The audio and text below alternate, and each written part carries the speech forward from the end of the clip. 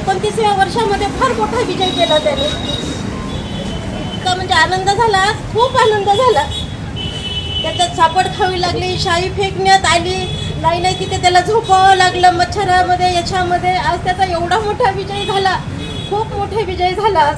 तुमच्या डोळ्यात अश्रू आले? हो, आनंद अश्रू आहेत त्याचे. माझ्या लेकराचा आज विजय झाला, त्याला टायफॉइड झाला, सगळ्या याच्यातनं आज त्यांनी हे केलं, विजय मिळवून आणला.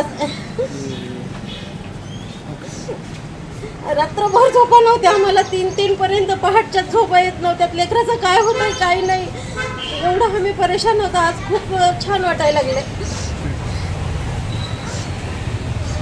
लेकाच्या कष्टाचं चीज झालं, त्याच्या कष्टाचं चीज झालं. 2.5 महिने झाले ना, त्याला झोप सुद्धा नाही, काहीच नाही. जसा तो गोष्टहून आलेला आहे 6 जूनपासून, तसा तो याच्यामध्ये होता, टेन्शनमध्ये होता. आज एकदम मोकळा झाला तो. अभिजित दिपके हे माझे मेहुणे आहेत.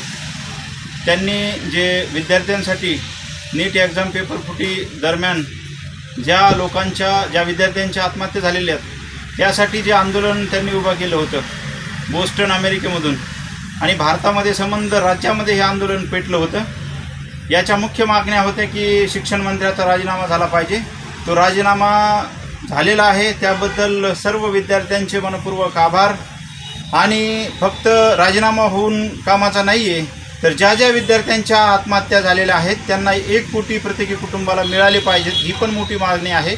आंदोलनाला आता अर्धयश आलंय म्हणावं लागेल, पण यापुढेही शिक्षण व्यवस्था कडक झाल्या पाहिजेत, पेपर कडक सुरक्षामध्ये झाले पाहिजेत, आणि असे पेपर फुटीचे प्रमाण बंद झाले पाहिजेत. अभिजित दिपके यांच्या भावी आयुष्यासाठी मी शुभेच्छा देतो. अभिजित दिपके यांची मोठी बहीण आहे मी. धर्मेंद्र प्रधान यांनी राजीनामा दिलेला आहे त्यांच्या पदावरून. ही चांगली गोष्ट आहे, आनंदाची गोष्ट आहे, पण तेवढ्यामध्ये काय भागणार नाही. कारण की ज्या मुलांनी विद्यार्थ्यांनी आत्महत्या केलेली आहे त्यांची पण सोय झाली पाहिजे.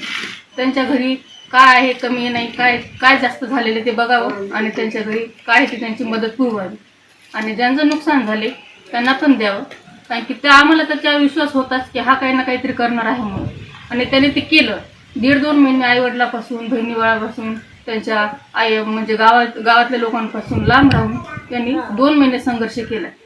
त्याची आत्ता पण तब्येत खराब आहे, त्याची 2-1.5 महिन्यापासून तब्येत खराब आहे, जसा तो अमेरिकेहून आलेला आहे तसा.